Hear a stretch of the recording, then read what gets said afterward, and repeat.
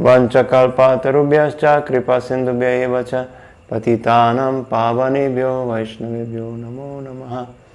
जय श्री कृष्ण चैतन्य प्रभु नित्यानंद श्री अद्वैत गदाधर श्रीवासादि गौर भक्त वृंदा। हरे कृष्णा कृष्णा कृष्णा हरे हरे, हरे राम राम राम हरे हरे, हरे कृष्णा। तो अभी हम उत्तराखंड में उत्तराखंड के बारे में चर्चा कर रहे हैं। पिछली बार वर्णन था कि कैसे राम उनको कुछ सुनाई दिया कि कैसे लोग बात करते राम के बारे में कि उन्होंने बहुत अच्छा कार्य किया, उन्होंने पूरा सेतु बनाया समुद्र को पार करने के लिए, वहाँ पर लंका आने के लिए, और वहाँ रावण को मार दिया। फिर भी उन्हें सीता को वापस लेके आया। एक स्त्री जो लगभग 1 साल दूसरे व्यक्ति के घर पे थी और वो उसका चरित्र कैसे है, शायद शुद्ध नहीं है, फिर भी राम ये कैसे वापस लेके आया। तो ये ऐसे लोग ऐसे बात करते थे और राम को ये सुनाई दिया। मतलब उसी सभा में मंत्रियों के साथ जब चर्चा हुआ, वो सब मंत्रियों को समाचार दिया, रिपोर्ट दिया कि लोग क्या बात करते। तो उससे भगवान राम बहुत असंतुष्ट थे, अप्रसन्न थे। तो इसलिए उन्होंने विचार किया कि ये धर्म को बचाने के लिए और विशेष इक्ष्वाकु वंश को, उसका नाम बचाने के लिए हमें सीता को दोबारा भेजना है। और उन्होंने सीता को लक्ष्मण की मदद से वापस भेज दिया वन में, वाल्मीकि आश्रम में। तो ऐसे हुआ। उसके बाद वर्णन हुआ कि कैसे वो एक कूटा आया राम के पास, जो पिछले जन्म में साधु थे। वो एक मंदिर के अध्यक्ष थे और उन्होंने अपने सारे कार्यों अच्छे से किया, अपने सारे सेवा वो मंदिर में मैनेजमेंट सब कुछ पक्का किया। फिर भी अगले जन्म में कुत्ता बन गया। तो एक दूसरा ब्राह्मण उसको मार दिया, उनका गलती नहीं था। तो एक कुत्ता ने कहा कि इसका उनकी दंड पनिशमेंट के लिए अभी यही ब्राह्मण को उसी मंदिर का अध्यक्ष बनाना है। तो देखते बाद में वो क्या बन जाएगा। अभी वो मैंने सब कुछ ठीक किया, लेकिन वो कुछ मतलब अपने क्रोध उसको भी दमन नहीं कर सकते। तो उनका हाल क्या होगा अगर वो अध्यक्ष बन जाएगा। तो ये सब चर्चा हुआ। मतलब कि जो क्रोध है, और विशेष भगवान राम ने कहा कि जो काम, क्रोध और लोभ है उसको सहन नहीं, उसको परित्याग करना पड़ेगा। और ये भगवान कृष्ण ने कहा गीता में कि त्रिविधाम नरकस्येदम द्वारणम आत्मनम नाशनम काम क्रोध तथा लोभ तस्मात् एतम त्रयम त्यजेत। काम, क्रोध और लोभ, ये तीनों को परित्याग करना चाहिए, नहीं तो हम बहुत परेशान होंगे, आगे हम बहुत दुख पाएंगे। तो इस प्रकार भगवान राम ने राज्य किया। अभी दोबारा सीता वन में, राम लक्ष्मण है, शत्रुघ्न है, भारत, सब लोग है राम के साथ। लेकिन अभी वर्णन है कि एक दिन बहुत सारे ऋषि आया, विशेष च्यवन ऋषि, उनके ऋषियों के अध्यक्ष थे। वो सब अयोध्या आए थे भगवान राम से मिलने के लिए। तो राम ने सबको स्वागत किया, पूजा, पद्म अभिषेक, भोजन, वो सारे व्यवस्था उन्होंने किया। और पूछा कि आपका यहाँ आने का हेतु क्या है, मैं कुछ सेवा कर सकता हूँ ऋषियों की। तो वो बता रहे थे, च्यवन मुनि ने कहा कि एक असुर थे जिनका नाम थे माधु, बहुत पहले सत्ययुग में है, हम कई बार सुनते माधु कैतवा। भगवान कृष्ण का एक नाम है मधुसूदन, जिन्होंने माधु को मार दिया। तो वो माधु असुर जो है उनका पुत्र का नाम है लवंगासुर। वास्तव में माधु ने तपस्या किया और उन्हें शिव जी को प्रसन्न किया। शिव जी ने उनको एक अस्त्र दिया, तो वो अस्त्र इनविंसिबल था, मतलब उसको कोई पराजित नहीं कर सकते जिनके पास अस्त्र है। तो अभी ये मधु के जो पुत्र है लवंगासुर, वो मधुवन में रहते थे।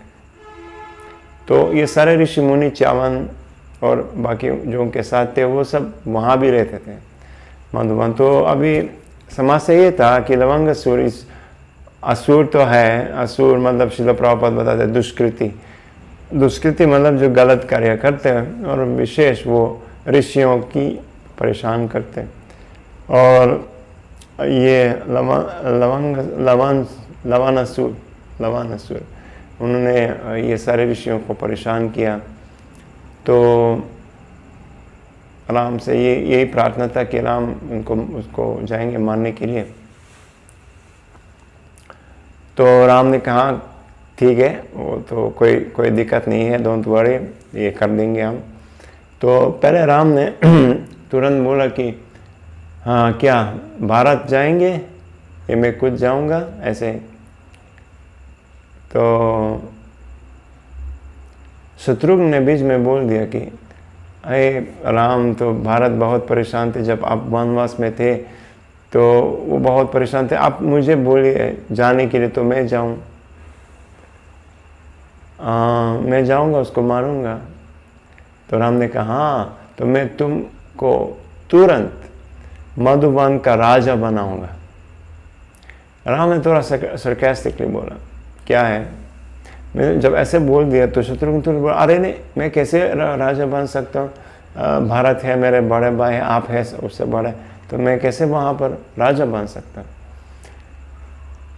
तो तब उन्हें समझ गया, हाँ मैंने गलती किया। शत्रुघ्न को कुछ बोलना नहीं चाहिए था, क्योंकि राम ने ऑलरेडी डिसाइड किया भारत जाएंगे। तो शत्रुघ्न ने बीच में बोल दिया कि नहीं मैं जाऊंगा। तो राम ने कहा, मतलब शत्रुघ्न ने ये बोला कि मुझे ये बोलना नहीं चाहिए था, मैंने बोल दिया, कुछ ग्रहों के प्रभाव के वजह से शायद, तो मैंने ये गलती से बोल दिया, क्षमा कीजिए। फिर भी बाद में राम ने, क्योंकि उन्होंने बोला मैं आपको स्थापित करूंगा राजा के लिए, तो शत्रुघ्न को ही भेजा वहाँ पर। तो यह ये शिक्षा है कि बीच में अगर बड़े व्यक्ति, पिता, बड़े भाई, गुरु अगर कुछ आदेश दे रहे, कुछ बोल रहे, बीच में बोलना नहीं। हम विनम्र भाव से कुछ सुझाव कर सकते, लेकिन कई बार बीच में हम बोलते बहुत, जैसे कि हम बहुत जानते हैं क्या करना क्या नहीं करना, लेकिन जो बड़े व्यक्ति हैं उनको पता है क्यों ऐसे बोलना है। तो ठीक है, तो तब शत्रुघ्न को भेजा और उनके साथ सेना और ये सब, और पहले से राम ने स्थापित किया कि शत्रुघ्न राजा होंगे वहाँ पर। तो पहले सेना को भेजा, कुछ समय के बाद शत्रुघ्न को भेजा, और राम ने समझाया कि, और ऋषि मुनि ने समझाया शत्रुघ्न को, ये शिक्षा दिया कि कैसे ध्यान रखना, क्योंकि जब तक लवणासुर के पास ये अस्त्र है उनके हाथ में, उसको पराजित नहीं कर सकते, क्योंकि शिव जी ने ऐसे आशीर्वाद दिया।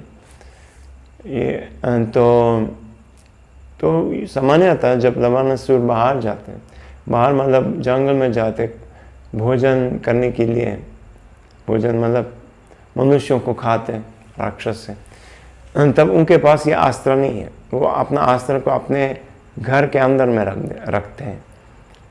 केवल जब किसी से युद्ध करना पड़ता है विशेष, तब वो अस्त्र को उपयोग करते हैं। तो जब वो बाहर है, तो इस प्रकार शत्रुघ्न ने बहुत ध्यान दिया। तो लेकिन अभी रास्ते में जब शत्रुघ्न मधुवन में गया, तो वो वाल्मीकि के आश्रम में रुक गया रात को। तो जैसे कि हम जानते पहले से कि लक्ष्मण ने सीता को वाल्मीकि के आश्रम के आसपास में रखा और बोला कि वाल्मीकि आपका देखभाल करेंगे। तो वास्तव में उस समय वाल्मीकि जब समाचार मिला कि सीता देवी है वहाँ, तो उन्हें खुद गया वहाँ और उनको सीता को स्वागत किया। लेकिन वर्णन है कि वाल्मीकि ने कहा उस समय कि ये जो मेरे आश्रम के पास वहाँ कुछ औरत हैं जो भी साधु हैं, ऋषि जैसे तपस्या करते हैं, और उसी आश्रम में आप रह सकते। ऐसा नहीं है कि सीता ने सीधा वाल्मीकि के साथ रहते थे एक ही रूम के अंदर, ऐसा नहीं। वहाँ कुछ और साध्वी बोलते हैं, ये साधु जो स्त्रियाँ थे और सीता उनके साथ रहती थी और वो देखभाल करते थे, और सेवा का मौका तो मिल सकते साधुओं की जो इस प्रकार सीता वाल्मीकि के साथ के आश्रम के पास रहते थे।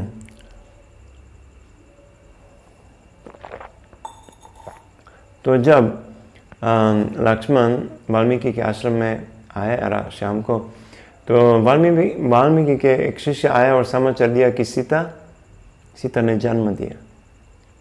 तो उसी शाम वास्तव में सीता ने ट्विन ब्रदर्स, 2 बालक को जन्म दिया। और वाल्मीकि गए वहाँ पर और उनने नामकरण भी किया, और कुश और लावा। क्यों कुश और लाव और कुश नाम दिया? क्योंकि एक बच्चा को, ये जो घास है कुशा घास, उसी घास से उसको रबिंग करते थे बच्चा को जब जन्म हुआ। तो जो बालक को ऊपर का भाग है घास का, उससे उनको सफाई किया, रबिंग किया, तो उनका नाम था कुश। और जो कुश घास का नीचे का भाग था, उससे दूसरे को रबिंग किया, तो इसलिए उनको नाम दिया लाव मतलब लोअर, नीचे वाला। तो इस प्रकार इसके हिसाब से वाल्मीकि ने नाम दिया। तो लक्ष्मण बहुत प्रसन्न थे, समझ गए कि सीता ने जन्म दिया, 2 मतलब शत्रुघ्न कि 2 बालक को जन्म दिया। तो इस प्रकार शत्रुघ्न आगे गए बाद में, और जैसे आदेश मिला उन्होंने लवंगासुर को मार दिया, हत्या किया, और राम ने उनको स्थापित किया मधुबान के राजा के लिए।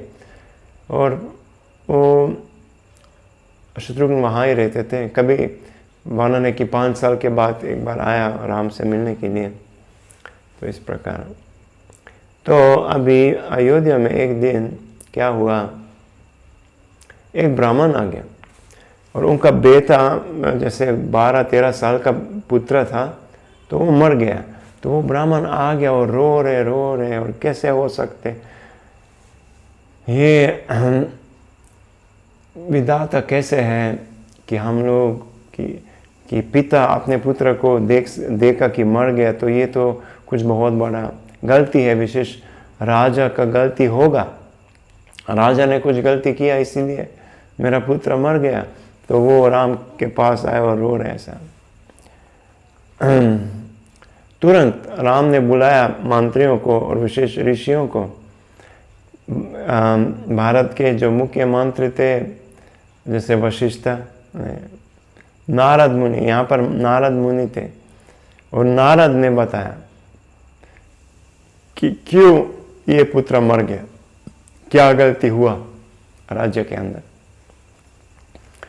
तो नारद ऋषि ने बताया कि सत्ययुग में सब लोगों का अधिकार था तपस्या करना। उस समय वर्णाश्रम नहीं था, ब्राह्मण क्षत्रिय वैश्य और शूद्र ऐसे कोई विभाग नहीं था।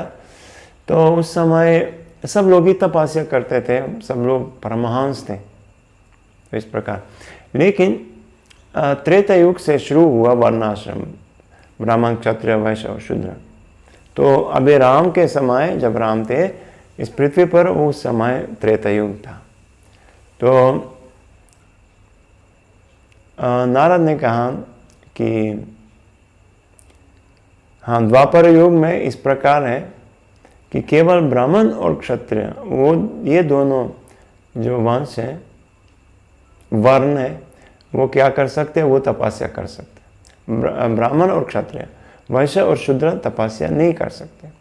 आगे नारद ने कहा कि द्वापर युग में जब ये क्या बोलते हैं, ये अधर्म और भी नहीं कम हो जाएगा, उस समय वैश्य को भी अधिकार होगा तपस्या करने के लिए। मतलब ब्राह्मण, क्षत्रिय और वैश्य ये सब लोग तपस्या कर पाएंगे। मीन्स शास्त्र के हिसाब से, वेदों के अनुसार वो वैश्य भी तपस्या कर सकते हैं, शूद्र नहीं कर सकते। लेकिन कलयुग में नारद ने कहा कि कलयुग में वास्तव में किसी का कुछ अधिकार नहीं होगा, क्योंकि लोग इतना पाप में लग जाएंगे कि ब्राह्मण भी इतना पाप करेंगे, इसीलिए वहाँ पर शूद्रों को भी तपस्या करने का अनुमति होगा कलयुग में। ठीक है, लेकिन अभी तो त्रेता युग चल रहा है। तो अभी नारद ने कहा कि बहुत गंभीर अपराध है, बहुत बड़ा पाप है अगर अभी त्रेता युग में शूद्र तपस्या कर रहे हैं। लेकिन यही हो रहा है कि राम आपके राज्य में अभी फिलहाल एक शूद्र तपस्या कर रहे, कठोर तपस्या कर रहे हैं, और ये अधर्म है। इसके वजह से ये ब्राह्मण का जो पुत्र है वो मर गया। तो आप ये अभी क्या करना आगे आप देखिए। तो इस प्रकार ने नारद ने समझाया।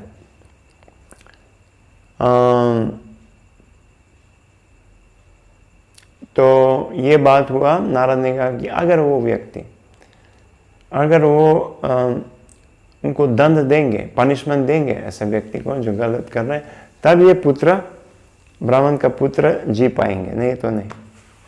ठीक है, तो राम ने आदेश दिया ये ब्राह्मण को कि ये जो उनका पुत्र जो मर गए, उसका लाश तेल में रखना है।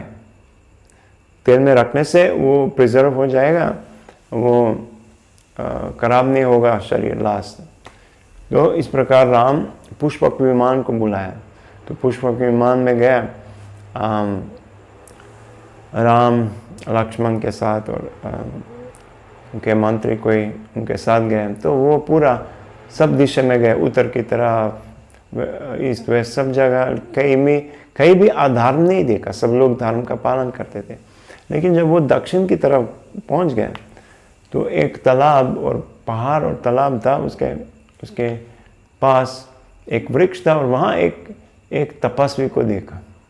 और वो व्यक्ति आदमी है, वृक्ष है, और वो ऊपर से नीचे ऐसे हैंग कर रहे हैं, मतलब पाँव ऊपर सर नीचे ऐसे हैंग कर रहे हैं। और राम पुष्पक विमान से उतर गया और वहाँ उनके पास आया और बोला, अरे भाई कितना बड़ा तपस्या कर रहे हैं, What a austerity, क्या क्या दृढ़ता है आपके अंदर, बहुत अच्छा। आप मुझे बताइए। राम ने अपना परिचय भी दिया कि मैं दशरथ के पुत्र हैं, अयोध्या के राजा। तो आप मुझे ये बताएं कि आपका नाम क्या है, आप कौन से वर्ण के हैं, और आप क्यों ये तपस्या कर रहे हैं? ये स्वर्ग जाने के लिए, ये कुछ शक्ति प्राप्त करने के लिए, ये मुझे बताओ। तो ये तपस्वी ने कहा, मतलब ऐसे सर नीचे, और वो बात कर रहे ऐसे आराम से, कि मेरा नाम है शुम्भुका, मेरा नाम है शुम्भुक। मेरा पिता, मैं शूद्र हूँ, शूद्र के परिवार से जन्म लिया, और मेरा उद्देश्य है कि मैं अभी तो मैं इतना पतित हूँ, लेकिन अगले जन्म में मुझे स्वर्ग प्राप्त करना, इसलिए तपस्या कर रहा हूँ।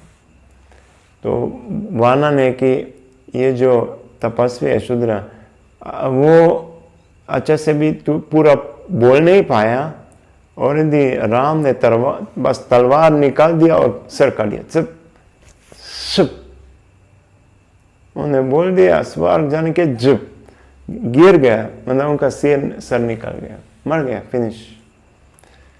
वाह, और राम ने क्यों ऐसा किया? को आगे कुछ समझाया नहीं, कुछ नहीं, उन्होंने बोल दिया सर काट दिया, क्या हुआ, ऐसा क्यों? हम सोच सकते वहां ने उस समय देवी देवता ने दिव्य फूल वर्षा किया वहां पर। इंद्र आ गया और देवता राम के पास, और उनको प्रणाम दिया और बोला, साधु साधु, बहुत अच्छा, आपने बहुत बढ़िया बनाया। बढ़िया किया, क्योंकि ये शूद्र ने स्वर्ग आने के लिए तपस्या किया, उसका योग्यता नहीं था स्वर्ग आने के लिए, इसलिए आधार में, तो आपने सही किया।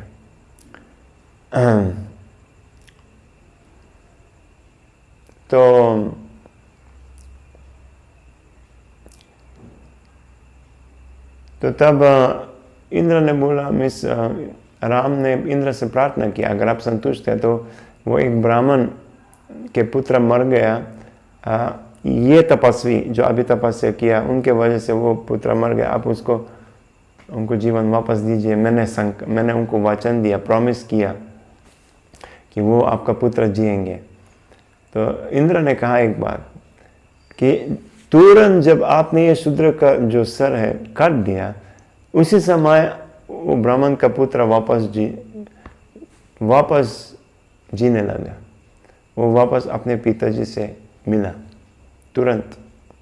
इसके बारे में कुछ वो नहीं है, क्योंकि अधर्म खत्म हो गया। तो अभी क्यों राम ने एक शूद्र को मार दिया? क्योंकि उन्होंने तपस्या किया। तो अच्छा है ना, ऐसे हम लोग बोलेंगे कि राम ने तो कुछ गलती किया, we have to have equal rights, जैसे आजकल इक्वल राइट्स, सबको एक ही राइट होना चाहिए। तो उन्होंने क्यों शूद्र को मना किया? तो पहले तो नारद ने ऑलरेडी समझाया कि त्रेता युग में ये नियम था।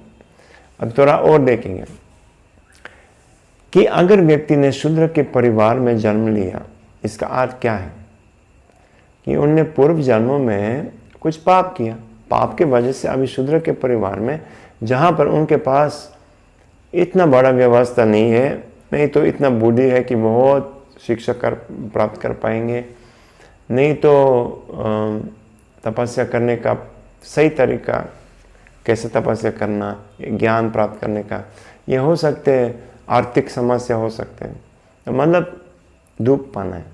तो कि व्यक्ति ने पाप किया, पाप से मुक्त करने के लिए त्रेता युग के हिसाब से, वेदों के हिसाब से त्रेता युग में ये ही नियम है कि शूद्र उच्च जातियों की सेवा करेंगे, कि शूद्र वैश्य क्षत्रिय और ब्राह्मणों की सेवा करेंगे।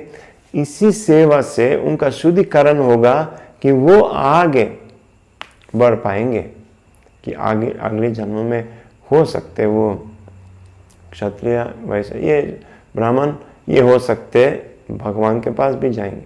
क्यों? क्योंकि वो उच्च जातियों की सेवा कर रहे जो पुण्य करते। ये पॉइंट है कि जो उच्च जाति है, विशेष ब्राह्मण, वो सिनलेस होना चाहिए, बिना पाप।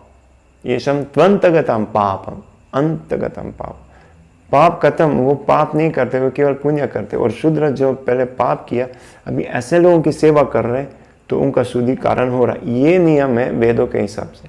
अगर ये शूद्र सीधा तपस्या में लग गया, ये कोई पुण्य कर्म, उनका योग्य नहीं है वो करने के लिए। अब बोलेंगे हम कि हाँ क्यों योग्य नहीं है, सीख जाएंगे, कोई बताएंगे उनको तो वो करेंगे, तो क्या प्रॉब्लम? प्रॉब्लम ये है, ये भाव, श्रील प्रभुपाद एक्सप्लेन, भाव, एटीट्यूड, क्यों कर रहे हैं? जो पापी लोग हैं सामान्यतः जब तपस्या करते हैं, उसका शक्ति जब आता है उसको दुरुपयोग करना, यही समस्या। तो इसीलिए शूद्रों का अधिकार नहीं है तपस्या करने के लिए। क्यों? क्योंकि तपस्या वो तो कर लेंगे, तपस्या तो वो करेंगे, लेकिन जब उनको शक्ति मिलेगा वो मिसयूज करेंगे, और दुरुपयोग, मिसयूज इस प्रकार करेंगे कि दूसरे लोगों को परेशान करेंगे। तो मान लीजिए कि शूद्र जो पाप किया सीधा स्वर्ग में पहुंच गए, और वहां पर उनका व्यवहार सही नहीं होगा, तो समस्या होगा, गड़बड़ होगा ना। तो जैसे कि उदाहरण हम देख सकते हैं, बहुत सारे राक्षस जैसे रावण और ये सब लोग तपस्या तो किया, वो तो किया, और बहुत बहुत कठोर तपस्या किया, लेकिन जब शक्ति मिला तब क्या हुआ? तब सबको परेशान कर दिया। इसलिए ऐसे लोगों को मानना चाहिए जितना भी तपस्या की। अभी यहाँ पर राम ने तुरंत कर दिया नहीं, यही पॉइंट है। अगर हम महाभारत भी देखते और ये सब महाभारत के बारे में हम सुनते, तो कुरुक्षेत्र का युद्ध क्यों हुआ? अधर्म को रोकने के लिए, परित्रणाय साधूनाम विनाशाय च दुष्कृतम धर्म संस्थापनार्थाय संभवामि योगी योगी। धर्म को स्थापित करने के लिए भगवान भक्तों की रक्षा कर रहे हैं, क्योंकि भक्त धर्म का पालन करेंगे और जो अधार्मिक लोग हैं, दुष्कृति, उसको विनाश। तो इस प्रकार ये जो शूद्र है उनने दुष्कृति, एक्चुअली हो सकते बड़ा असुर नहीं था, लेकिन फिर भी उन्होंने धर्म को उल्लंघन किया, इसलिए राम ने उनको मार दिया। ये भगवान की कृपा था।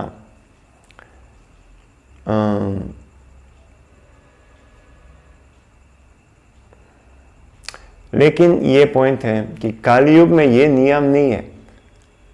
ये समझना चाहिए कि कलयुग में ये नियम नहीं है कि वो तपस्या नहीं कर सकते। ऑफ कोर्स कलयुग में कोई तपस्या नहीं करेंगे, करने के लिए किसी को रुचि भी नहीं है। बात ये है कि कलयुग में कोई भी किसी का अधिकार कुछ भी नहीं है ज़्यादा। ब्राह्मण भी वर्णन है कि कलयुग वर्णन है, और तो हम देख सकते हैं कि कलयुग में ब्राह्मण शूद्र से और भी नीच है। कई बार जो त्रेता युग के शूद्र हैं और कलयुग के ब्राह्मण बिल्कुल नीच है। अगर हम उसका तुलना करेंगे त्रेता युग के शूद्र के साथ। कलयुग में भी जो ब्राह्मण है मांस खाते हैं, बाहर खाते हैं, सुबह ब्रह्म मुहूर्त में नहीं उठते। जो कोई कंपनी है जो इसका मालिक है बिल्कुल शूद्र यमलेच है, उनके लिए काम करते हैं। तो मतलब ये सब तुरंत शूद्र हो गया। इसीलिए वर्णन है कला शूद्र संभव। जनरली कलयुग में सब लोग शूद्र और शूद्र से नीचे भी। तो इसलिए कलयुग में शुद्धिकरण करने के लिए सबके लिए एक ही नियम है, और ये है हरे नाम एव केवलम कलो नास्ति एव गतिर अन्यथा। हरे कृष्णा कृष्ण कृष्ण हरे हरे, हरे राम राम राम हरे हरे। ये सबको कीर्तन और जप करना चाहिए, तब शुद्धिकरण हो सकता है। तो ये इसी का वर्णन है कि क्यों त्रेता युग में ब्राह्मणों की तपस्या करना अलाउड नहीं था। तो आगे वर्णन है कि राम ने अगस्त्य मुनि को भी मिला, कैसे वो वहाँ आया, ये भी डिस्कशन हुआ। तो बाद में भगवान राम ने राजसूय यज्ञ की विचार किया कि मैं राजसूय यज्ञ को परफॉर्म करूँगा। तो वहाँ पर भारत ने कहा कि राजसूय शायद जरूरत नहीं है, कुछ कारण दिया उसके लिए। बाद में डिस्कशन हुआ कि अश्वमेध यज्ञ अच्छा होगा। तो अश्वमेध यज्ञ के बारे में डिसाइड हुआ। तो बाद में राम ने बुलाया सारे ऋषियों को, वशिष्ठ, वामदेव, जबाली, कश्यपा और ऐसे बड़े बड़े ऋषि आया।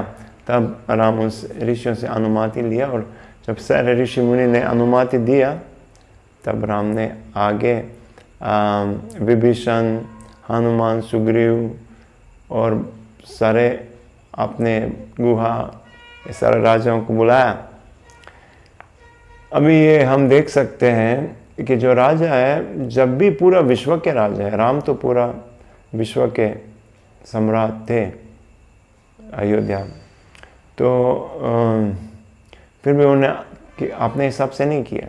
जब भी वो उससे और आगे, मतलब वो भगवान स्वयं है, फिर भी अपने हिसाब से कुछ नहीं किया, क्योंकि मर्यादा पुरुषोत्तम भगवान राम सिखाना चाहते कि हमें ऋषियों से, जो हमसे और आगे है ज्ञान में, तपस्या में, वैराग्य में विशेष, वो हमको अच्छा सुझाव दे सकते क्या करना क्या नहीं करना। और ये विनम्र भाव कि हम गुरु से अनुमति ले रहे हैं, उनसे आशीर्वाद ले रहे हैं। गुरु मतलब भगवान के प्रतिनिधि। हम भगवान की कृपा से हम लोग जो भी हम करने के लिए जाएंगे तब वो सफल होगा, सक्सेस होगा, और सबके लिए कल्याण होगा इस प्रकार। तो राम ने इस प्रकार सबको बुलाया, तो सब हनुमान, सुग्रीव, विभीषण सब आया और सबको कुछ सेवा भी दिया। वर्णन है कि विभीषण ने क्योंकि उसी यज्ञ में पूरा विश्व से राज्य और बहुत सारे अतिथि आते हैं, गेस्ट आते हैं। तो विभीषण ने ये जो भी राजा आया सबका व्यवस्था किया, रहने का, सोने का, जो भी उनको जरूरत था, ये विभीषण की सेवा था। इस प्रकार ये वर्णन था।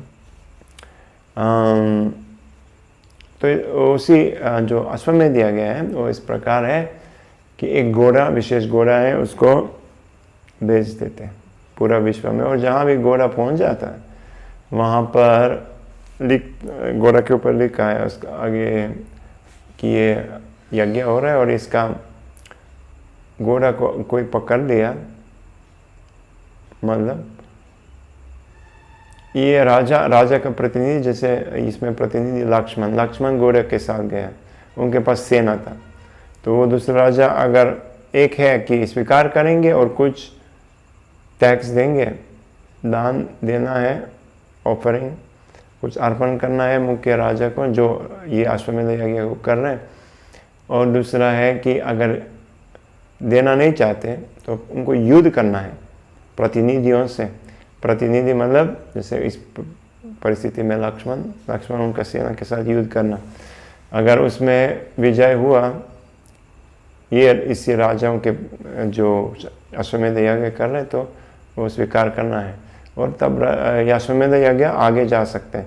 अगर पराजित हुआ, अगर वो चौथा राजा स्वीकार नहीं कर रहा है, युद्ध किया, उन्होंने पराजित किया, तो अश्वमेध यज्ञ पूरा नहीं हो सकता है। तब ये राजा आगे ये यज्ञ को कर सकते हैं, ऐसे वर्णन है।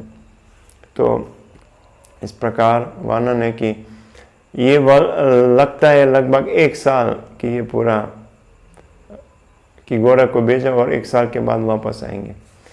मीनवाइल तब तक अयोध्या में ये सब अलग अलग राजा है, तो वहाँ पर भी यज्ञ हो रहा है। यज्ञ मतलब जो भी लोग आते हैं सबको अच्छे से भोजन प्रसाद खिलाते थे और दान देते थे प्रोफ्यूसली। राम ने वस्त्र, गोल्ड, सब कुछ प्रोफ्यूसली सबको दान में दिया, और साथ सबको खिलाना, पेट भर के, और बनाने की कोई नेग्लेक्टेड नहीं थे, किसी का उपेक्षा नहीं किया। तो ऐसे हुआ।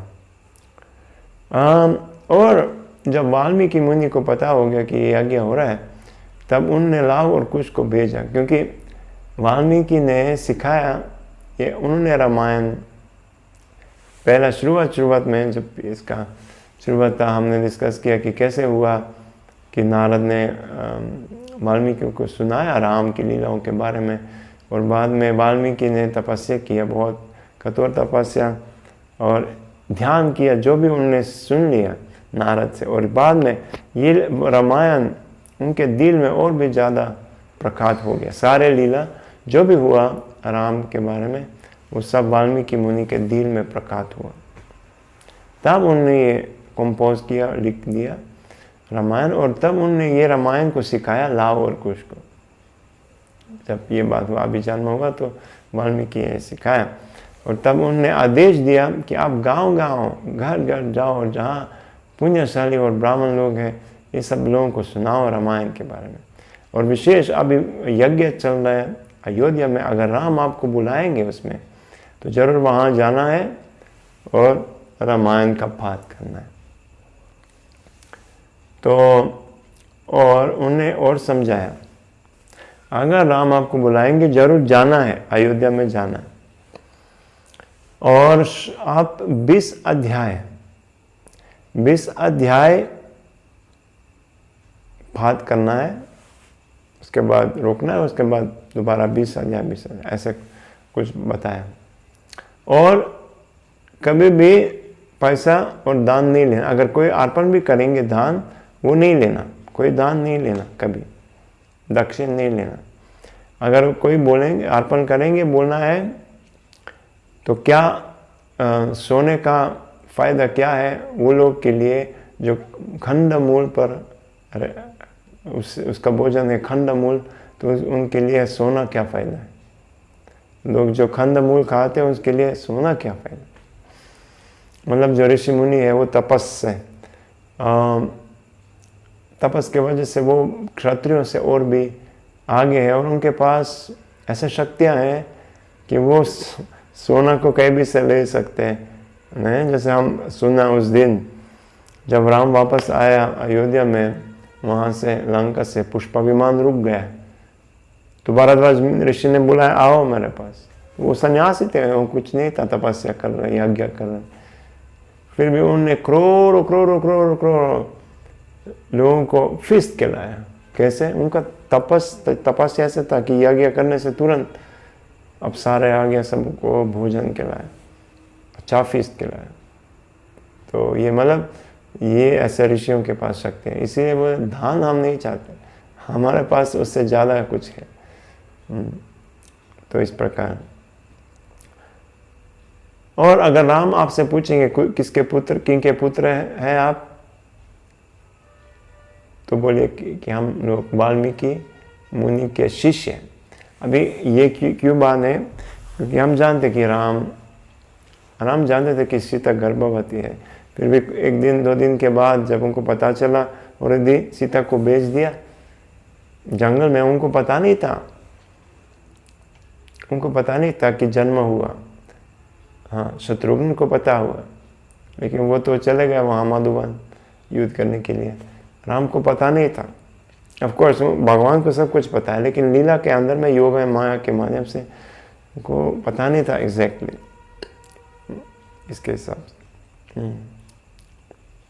तो वास्तव में लाव और कुश जब ऐसे ब्राह्मण करते थे, उसको अयोध्या में बुलाया कि अश्वमेध यज्ञ के दौरान में वो रामायण का पाठ करेंगे।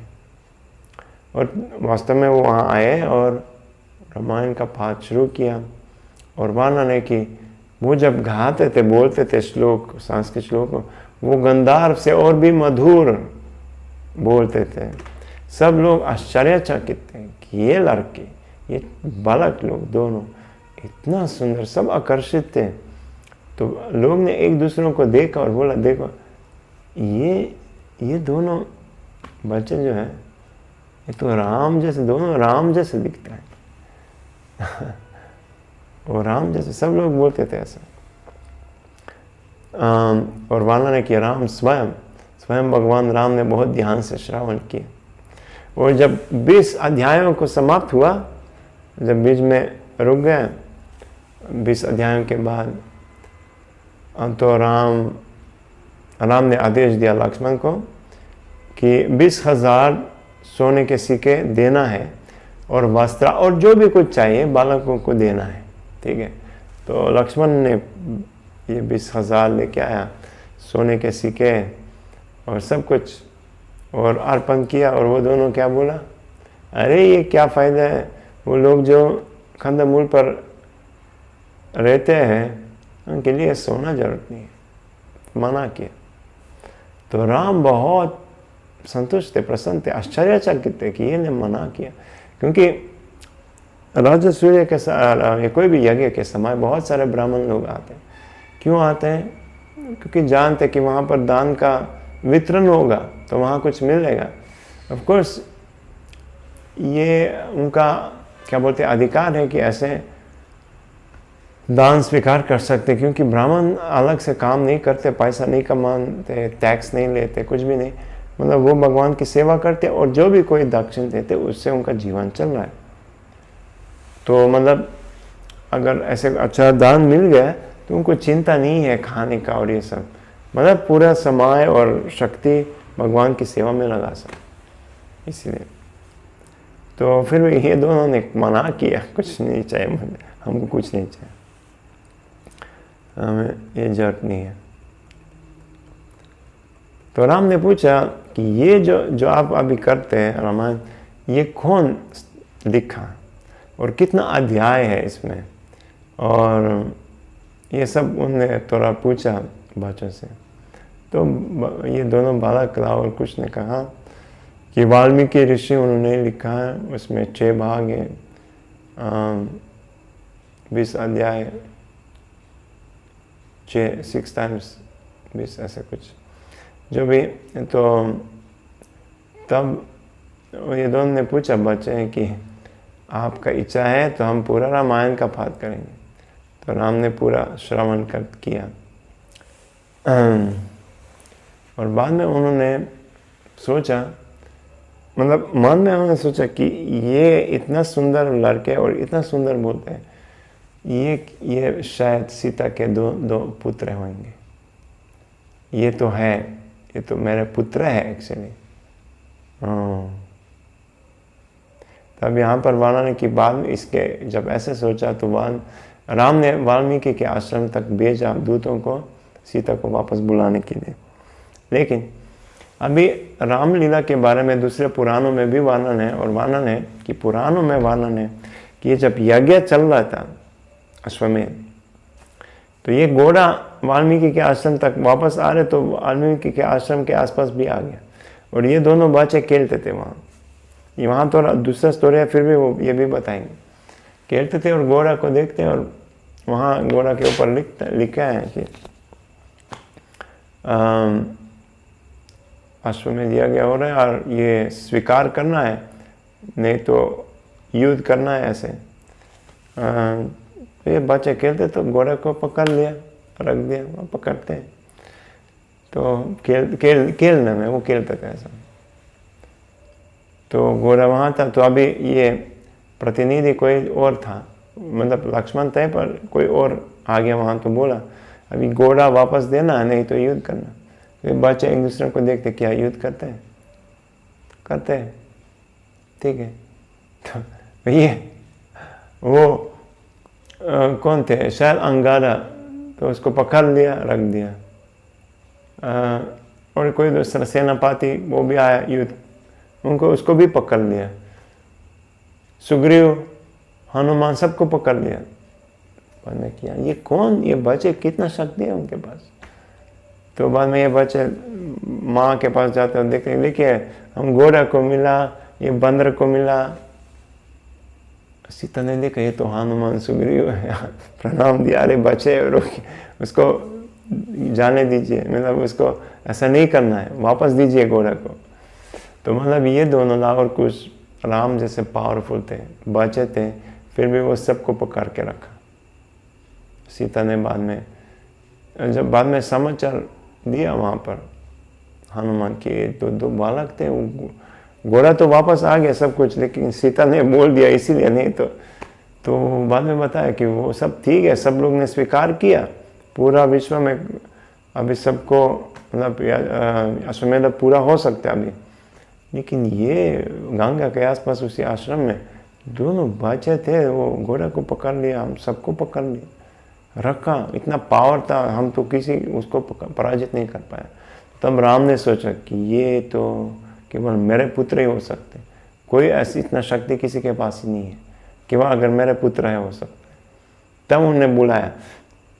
तो ये थोड़ा ऐसा है, पुराणों में ऐसे वर्णन है, कौन सा पुराण पता नहीं, बट यहाँ पर वाल्मीकि रामायण में अभी इसमें ऐसा लिखा है कि राम ने दूतों को भेजा, जब राम ने देखा कि ये दोनों शायद मेरे पुत्र हैं। तो जो भी है दोनों सही है। क्यों? क्योंकि अलग त्रेता युग में भगवान राम तो बार बार आता है, संभवामि युगे युगे, तो थोड़ा अंतर हो सकता है लीला में।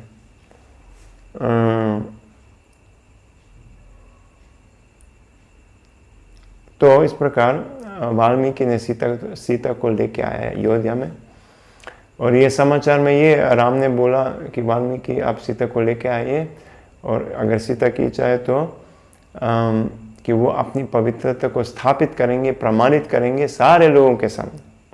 तो वाल्मीकि सीता को लेके आया अयोध्या में, और जब वहाँ पर आया सब लोग आया, सारे देवी देवता, ऋषि मुनि, गंधर्व, सब लोग आया, सब लोग भी आया सारे जगह से, और देखा सीता क्या अभी कैसे प्रमाणित करेंगे।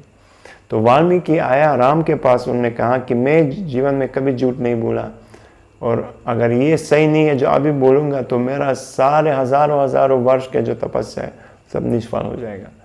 लेकिन मैं ये बोल रहा हूँ कि सीता शुद्ध है, सीता पवित्र है, मैं आपको बोल रहा हूँ।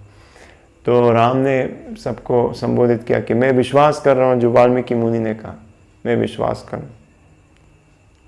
राम तो जानते कि सीता पवित्र है। उन्होंने ऑलरेडी बोला कि पहले ऑलरेडी ब्रह्मा, शिवा और अग्निदेव ने ये स्थापित किया कि सीता शुद्ध, लेकिन मैं सीता को वापस भेजा क्यों अभी? क्योंकि आप लोग यहाँ पर अयोध्या में बोलने लगा, क्रिटिसाइज किया मुझे कि मैं सीता अशुद्ध है और मैं उसको वापस लेके आया, इसीलिए मैंने भेज दिया सीता को। अभी हम सीता को मौका देंगे कि दोबारा प्रमाणित करेंगे अपनी पवित्रता। तो सब देखा अभी क्या होगा। तो सीता ने प्रार्थना किया। सीता ने प्रार्थना किया क्या? भूमि देवी पृथ्वी पर को प्रार्थना किया कि अगर मैं कभी भी किसी को राम से अलावा किसी का और व्यक्ति के बारे में सोचा मन में, तब पृथ्वी, माँ पृथ्वी, आप मुझे आश्रय मत दीजिए। लेकिन मैं अगर पवित्र हूँ, अगर मैं वास्तव में हर एक क्षण में भगवान राम का ध्यान किया और उनको प्रेम किया, तब आप मुझे आश्रय दीजिए।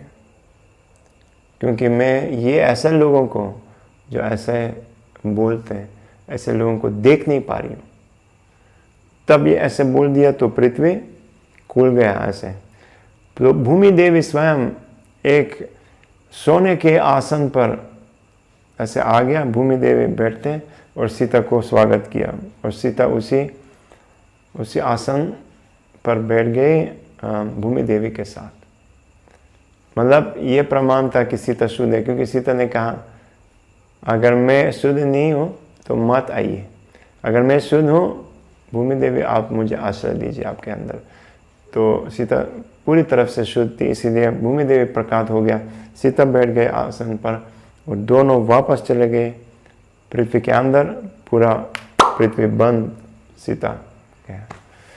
तो उस समय राम ने बहुत जोर से बहुत रोया और बोला कि भूमि, पृथ्वी, आप सीता को वापस दीजिए तुरंत। तब ब्रह्मा ने राम को बोला कि आप याद रखिए कि आप ही भगवान विष्णु है, वो लक्ष्मी है। वो अभी नागलोक में गए थोड़ा देर के लिए और थोड़ा देर के बाद आप दोनों मिलेंगे वैकुंठ में। तो ब्रह्मा ने इस प्रकार समझाया। तो उसके बाद राम ने अंतिम जो उत्तराखंड का जो भाग था उनने श्रवण किया लाव और कुश से, जो तब तक नहीं हुआ, तो वो श्रवण करके लाव और कुश बाद में अयोध्या में रहते थे राम के साथ, लक्ष्मण के साथ।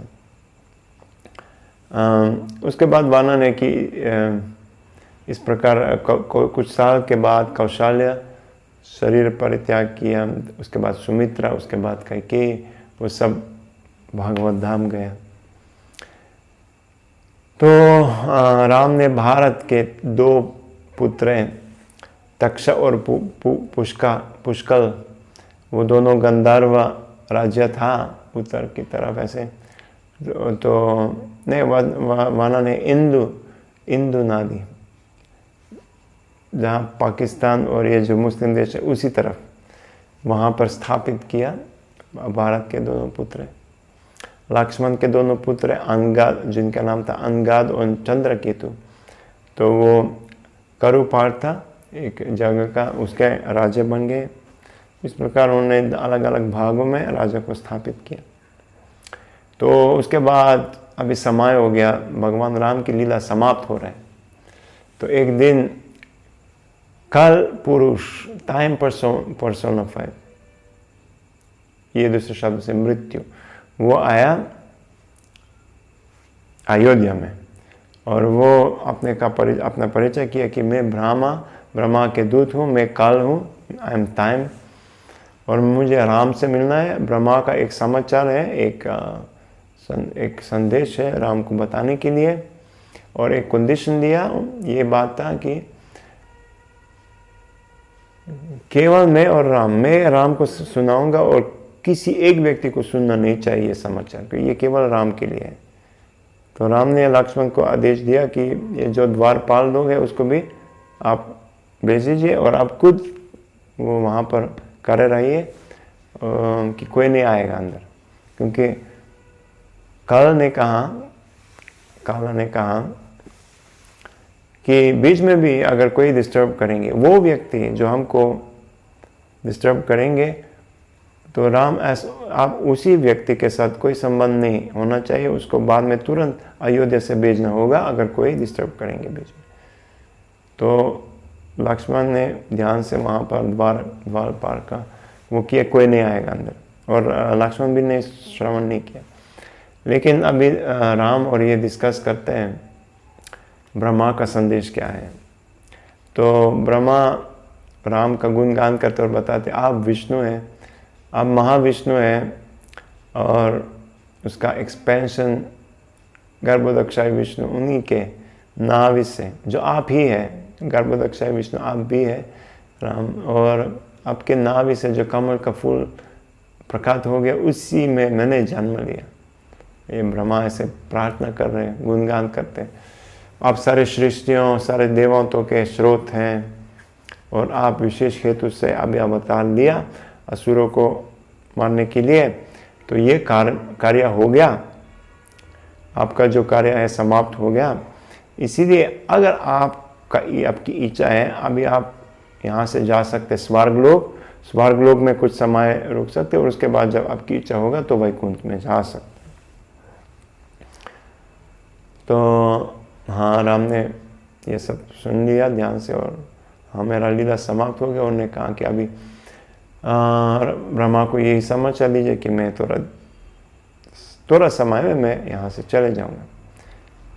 लेकिन अभी ये सब डिस्कशन हो रहा है, तो मीनवाइल बाहर दुर्वासा मुनि आ गया। दुर्वासा मुनि आ गया तो मुझे राम से मिलना, राजा से मिलना। तो लक्ष्मण ने उनको रोक दिया। अभी प्रणाम मतलब स्वागत किया सब, लेकिन उन्होंने कहा कि आप थोड़ा सा रुकिए, क्योंकि राम का वो विशेष गुह्यम मीटिंग है, वो अभी बहुत मीटिंग में, उसको डिस्टर्ब हम नहीं कर सकते, ये नियम है। थोड़ा रुकिए तो राम फ्री हो जाएंगे तो आपको स्वागत करेंगे। दुर्वासा मुनि को गुस्सा आ गया, नहीं तुम क्या सोच रहे, तुरंत मेरा जो आगमन है उसको अनाउंस करना, राजा को बताना है, क्योंकि अगर ऐसा नहीं करेंगे तो मैं पूरा परिवार, पूरा इक्ष्वाकु वंश, पूरा राज्य सबको ऐसा श्राप दूंगा कि तुम देखेंगे, देखो। तो अभी लक्ष्मण ने सोचा, दुर्वासा मुनि को सब जानते कि बहुत अगर गुस्सा करेंगे तो वो श्राप भी देंगे, बहुत समस्या हो जाएगा। तो लक्ष्मण ने सोचा अभी अगर दुर्वासा मुनि ऐसा श्राप देंगे तो हमारा पूरा परिवार परेशान हो जाएंगे, लेकिन अगर मैं जाऊंगा, राम को डिस्टर्ब करूंगा मीटिंग के बीच में, तो केवल मुझे ही यहाँ से जाना होगा। तो इसे लक्ष्मण गया वहाँ पर, और वहाँ आ गया और राम को बताया कि दुर्वासा मुनि आ गया और आपसे तुरंत मिलना चाहते हैं। तो तब तक ये मीटिंग भी समाप्त हुआ, बट लक्ष्मण ने बीच में आ गया जो उनको नहीं करना चाहिए था। तो राम तुरंत गए वहाँ, काला को वापस भेजा, और दुर्वासा मुनि को स्वागत किया, उनकी पूजा किया, सब कुछ किया। और दुर्वासा ने कहा कि मैं 100 वर्ष की तपस्या किया, 100 वर्ष मैंने उपवास किया, फास्टिंग किया, अभी मुझे बहुत भूख लग रहा है, मुझे पारण करना, आप मुझे कुछ भोजन खिलाएं, क्या खिलाएंगे। तो राम ने तुरंत व्यवस्था किया, बहुत सबसे बढ़िया प्रसाद भोजन उनको खिलाया। तो वो दुर्वासा पेट भर के खाया और बहुत संतुष्ट थे, बहुत। वो तो संतुष्ट थे, लेकिन राम को याद आ गया, उस समय याद आ गया कि लक्ष्मण में बीच में आ गया, उनको नहीं करना चाहिए, उनके साथ संबंध अभी तोड़ना पड़ेगा। तो अभी उनने ऋषियों से दोबारा पूछा क्या करना, ऐसे हुआ, वो नियम ऐसा था। तो वशिष्ठ ने कहा कि मैं अपने तपस की शक्ति से देखा कि ये सब आएगा, और अभी अगर आप वास्तव में धार्मिक राजा है, आपको लक्ष्मण को भेजना है, क्योंकि आपने संकल्प दिया ऐसा। अभी हम जानते कि राम के सबसे प्रिय तो लक्ष्मण है।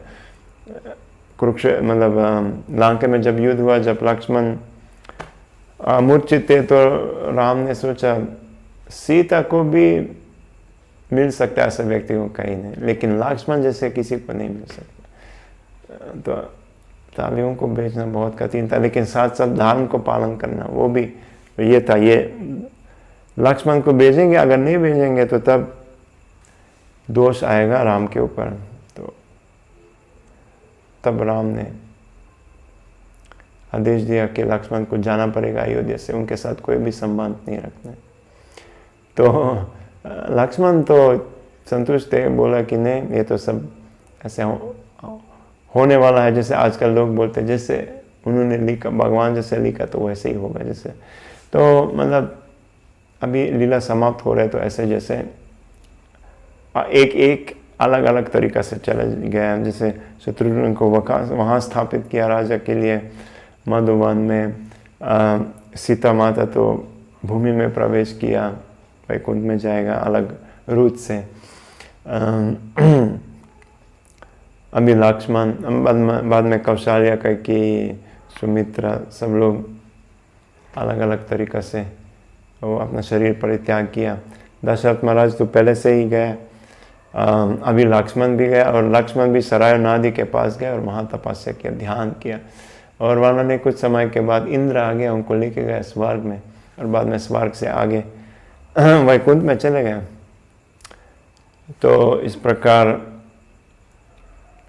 प्रकार अभी राम ने सोचा मैं भी अभी राज्य का कोई काम करे ही नहीं, और उनको पता है कि अभी मुझे समाप्त करना है लीला को। तो उन्होंने कहा कि आप भारत अभी अयोध्या के राजा बन जाएंगे। लेकिन भारत ने कहा कि नहीं, मैं तो राजा नहीं, मुझे अगर आप जाएंगे यहाँ से मैं भी जाऊँगा आपके साथ। तो बाद में राम ने लाव और कुश को स्थापित किया, और दोनों आधा किंगडम, आधा राज्य लाव, आधा राज्य कुश को दिया, और वो राजा किया। और तब राम सराय नदी की तरफ जाने लगा, और वानर ने तब सारे अयोध्या के लोग उनके पीछे प्रेम के वजह से कि अभी राम वनवास में जाएंगे तो हम क्या करेंगे, यहाँ पर जीने का कोई लाभ नहीं है, सब गए उनके पीछे।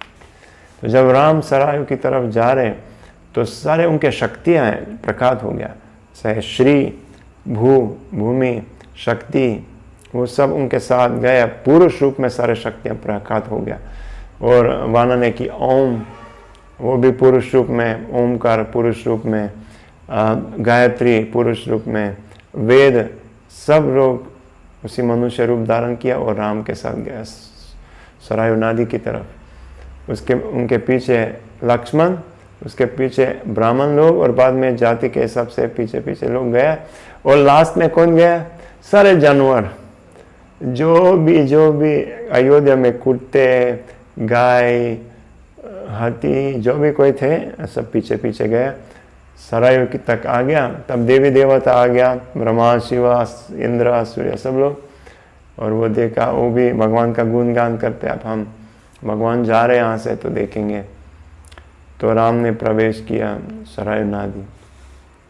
अभी सब लोग नहीं देख पाया, लेकिन देवी देवता देखा, सीधा वैकुंठ, सीधा अयोध्या, जो वैकुंठ से ऊपर वैकुंठ में आध्यात्मिक जगत चलेगा। वो नहीं रुका। पहले बात हुआ कि तो शायद तोरा स्वर्ग में जाएंगे, वहाँ तोरा रुकेंगे, कुछ दिन बाद में आगे जाएंगे, ऐसा नहीं। माना नहीं कि राम सीता चले गए, सीधा चले गए वैकुंठ में। उसके बाद उनके साथ सारे शक्तियाँ, उसके बाद भारत और सब लोग सराय नदी में प्रवेश किए, और जानवर भी, और सब जो उसी समय प्रवेश के, सब लोग वैकुंठ में चले गए। श्री रामचंद्र भगवान की जय। इस प्रकार सीताराम, लक्ष्मण, हनुमान तो अभी तक है, क्योंकि उन्होंने कई आशीर्वाद दिया जब छोटे थे कि वो उनका मृत्यु दंड नहीं होगा। यमराज ने उनको आशीर्वाद दिया, और बाद में सीता ने आशीर्वाद दिया कि you will live for ever. तो राम ने भी आशीर्वाद दिया, जब तक दुनिया रहेगी, जब तक रामायण का पाठ होगा, तब तक हनुमान जिएंगे इस पृथ्वी पर। और राम ने कहा जब तक सृष्टि होगा तब तक रामायण का पाठ होगा। तो इस प्रकार बाकी सब लोग गए उनके साथ। तो ये यहाँ पर उत्तराखंड समाप्त होगा। तो वर्णन है कि अगर व्यक्ति एक श्लोक भी पढ़ेंगे रामायण से, तो उसी दिन का जो पाप है वो पूरा शुद्ध हो जाएगा। इसीलिए ये प्रेरणा है कि हमें अपना मन रामायण में लीन होना चाहिए बार बार। तो मतलब इस प्रकार हम जन्म मृत्यु से मुक्त हो सकते हैं और हम भी अयोध्या वैकुंठ में जा सकते हैं। तो ये जन्म कर्म च मे दिव्यम इमं यो वेति तत्वता त्यक्त्वा देहं पुनर्जन्म नाइति माम एति सोर्जुन। कृष्ण ने भी कहा कि जो भगवान के दिव्य लीलाओं का को जानते हैं कि ये दिव्य लीला है और दिव्य जन्म और दिव्य मृत्यु जैसे, तो मृत्यु नहीं है तो वो कभी भी जन्म नहीं लेंगे दोबारा। और एक ही चीज़ है, अगर हम रामायण का श्रवण करते हैं। श्री रामचंद्र भगवान की जय, सीता माँ की जय, लक्ष्मण की जय, हनुमान की जय, श्रील प्रभुपाद की जय। हरे कृष्ण।